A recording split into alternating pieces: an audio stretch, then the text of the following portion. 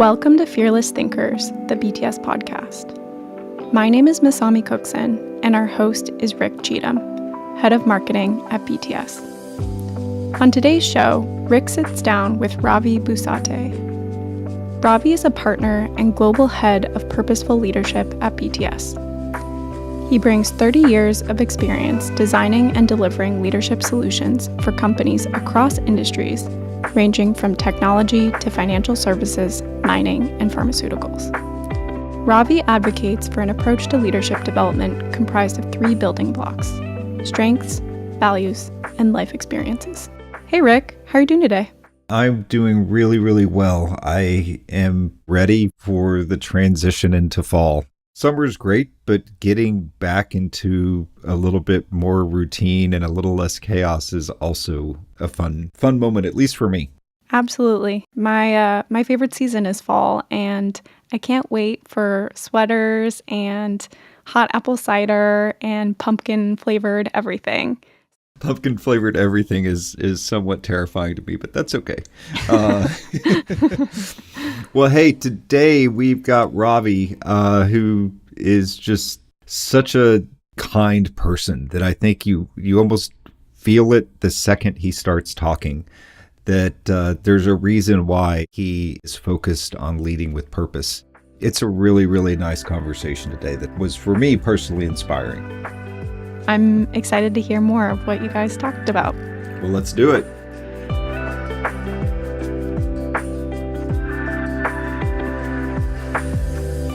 Hey, Ravi, welcome to the show. Hi there, Rick. So I'm curious, what's been going on in your world? Oh, quite a lot. So my eldest daughter got married last October, and I was actually Steve Martin, father of the bride at the wedding. And today they announced that they've had their visa granted. And so they'll be moving to Virginia in USA in September with their jobs. Second big thing that's happened is I turned 60 in March of this year. And to mark this moment, I established a new role centered around my passion around purposeful leadership. And the reason behind that was really because of the demand for purposeful leadership, because it's rising with the next generation of leaders who are really purposeful in what they do. And also employees are now starting to question the type of organizations they want to be associated with and not associated with. First of all, my friend, congratulations for what must be some very good living on your part, because you've got 7 years on me and look much younger than I. So first and foremost, congratulations there. Big changes in the family are always exciting. But I also am excited to hear more in our audience. I'm sure will be very interested in where your focus is today. I want to know more about what you mean by purposeful leadership. But before we do that, I know that you had quite a journey in getting here in the first place. So I think it might be good for our audience to hear a little bit about your background or your story before we start getting into the meat of the conversation. Let me take you back to my childhood. The first 7 years of my life were wonderful. Part of a warm, loving family. Shortly after my 8th birthday, my mother was taken ill to hospital, and I couldn't bear to be separated from her. So I visited her every weekend to keep her company, holding her hands. I remember a few months in, I visited her and she was different. She was silent, stared at me, and smiled like mothers do. And then, what seemed like an eternity, she said, "I want you to make me a promise. When you grow up, promise me you'll always be like this." I was totally confused. What was she asking? So I pretended to understand, nodded, smiled, squeezed her hand tightly. Shortly before my next birthday, my mother passed away. And it was as if a dark cloud came over me. I really struggled, especially at school.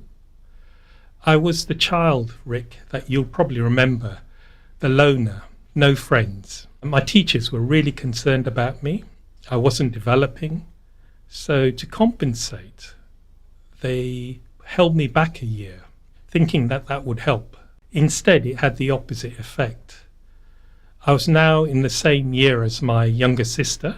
I felt so embarrassed and ashamed, I withdrew even further.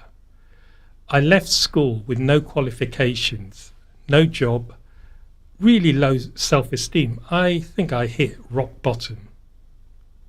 But the one thing that kept me going was the promise I made to my mother. I wasn't going to break that promise. And that promise proved to be my guiding light. It propelled me forward. I succeeded in getting a PhD in chemistry from Imperial College. I pursued a career in consulting to make a big impact in this world. However, I struggled to find a genuine consulting firm. I navigated 17 years in the wilderness, transitioning through 9 consulting firms, changing jobs frequently just to survive. I took a significant step towards fulfilling my promise when I joined BTS on Monday 11th, January 2010. It's etched in my mind. In BTS, I found a sense of belonging, acceptance, and appreciation for my authentic self. And that's how I ended up here. If you wouldn't mind going a little bit deeper into what does purposeful leadership even mean to you? In joining BTS, I recognized I had a really strong connection between BTS's purpose and my own, which is around empowering others on their path to leadership. As my leadership purpose aligned with the organization's purpose, this created an energy and enthusiasm within me. It was like a surge, fueling a desire to produce something significant. The outcome was to create a multi-million-dollar global leadership practice. My passion for purposeful leadership fueled me even further to create something meaningful. And that's where I created Leadership Signature, a powerful approach to uncover and align individuals' purpose with the organization's purpose. If I'm understanding you correctly, it really comes down to how do my values and my purpose even align with the organization's purpose, and how, when those things are aligned, I could do exponentially more. Correct, spot on. In the quest to engage and align employees with the overarching purpose, many organizations often turn to conventional approaches. However, purposeful leadership happens through self-discovery, not through teaching models or lectures. What sets Leadership Signature apart is its simplicity. It's rooted in the principles of discovery-based learning. This methodology revolves around 3 interconnected building blocks: your own personal strengths, your own personal values, and the life experiences that you've had, anchored by the business purpose and strategy. Could you maybe give us an example of what that looks like in action? So my leadership signature is true friend, catalyst for polishing pearls to shine. When I recognized that this was my leadership signature, one of the first things I started to do was, how can I aim this within the organization? And that's often what leaders do in discovering their true purpose for leadership. And it's around, where do they want to aim that gift to create the biggest impact? It sounds to me, obviously like a uniquely personal experience, but we all know that organizations are systems of individuals. I understand what my unique leadership signature is. How does that play with other leaders and potentially in the way that I interact with my team? Once you've discovered your leadership purpose, you also discover your peers' leadership signature. This is a process that is not done in isolation. It's done in small teams with a coach.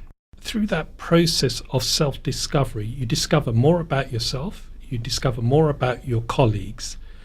They are the ones who challenge your thinking and your creation of your leadership signature. So it's not done in isolation.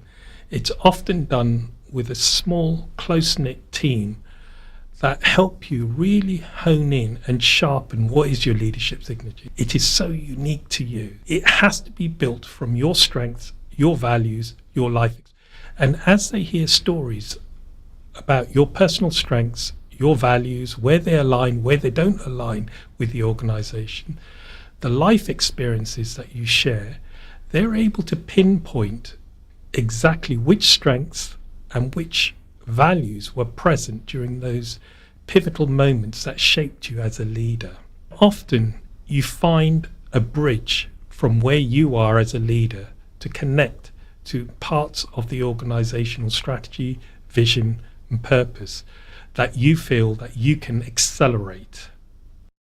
We saw organizations through the pandemic really begin to focus on the well-being of their people, probably more than we ever have before, given the macroeconomic conditions. A lot of organizations are bouncing back in the other direction. When I think about leadership signature and how organizations are constantly evolving, how does that play out potentially as the organization's culture or priorities shift with the current environment? If you think about effective leadership, it extends beyond just financial success or just doing a job for the monthly paycheck. And that's the realization that most leaders don't have, is that they actually have the resources within them to shape their future. Often leaders get stuck in a vacuum and they see all the changes that are happening around them and they feel isolated around doing anything about it. I would say to those leaders who are stuck in that position, take that first step in uncovering your leadership purpose. We never ask any leader, we just give them that role. But these are fundamental in helping each leader understanding the footprint that they can create within this world. Gosh, Ravi, that feels like such a tremendous gift to give to someone early in their career, because I know so many leaders that get closer to the stage of life that we're in, frankly, and they look around and say, what am I leaving behind? What is my legacy? That's where the demand is coming from the next generation of leaders. They have a cause. However, the majority, unfortunately, have been led or are being led by old-fashioned leaders who are stuck in their way and determined to deliver just financial outcomes. Both of us being part of a consulting firm, we tend to have many new junior consultants coming through, and we see so many people minimizing those values in those younger in career folks and not realizing that it is not only a missed opportunity in maintaining talent, but also in building a sustainably growing business. In response to that, Rick, purposeful leadership isn't something nice to have. It should be part of how a business runs itself. If you think about the next generation, they're not going to stick around for too long. If they start to see that decisions are being made that are purely financially driven and it's not having a positive impact on society and the world at large.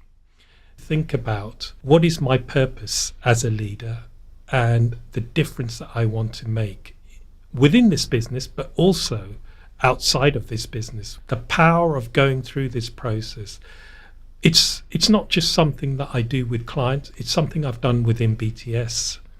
And there's many colleagues in BTS who have been through this process. And many of them are from our strategic alignment business acumen part of the business. And having gone through this process, it helps them to understand their leadership footprint and the difference that they want to make in this world.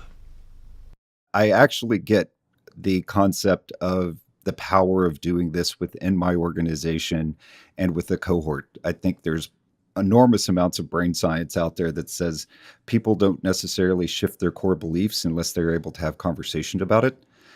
That said, I think that there is probably opportunity for individuals to begin this journey, potentially even on their own.